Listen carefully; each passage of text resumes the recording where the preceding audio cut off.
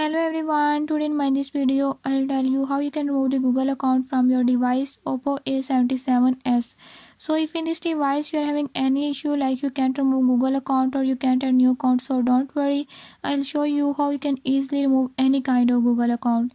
So before we start, if you are new to my channel, don't forget to subscribe and press bell icon. Watch complete video and learn how you can do it. Let's watch.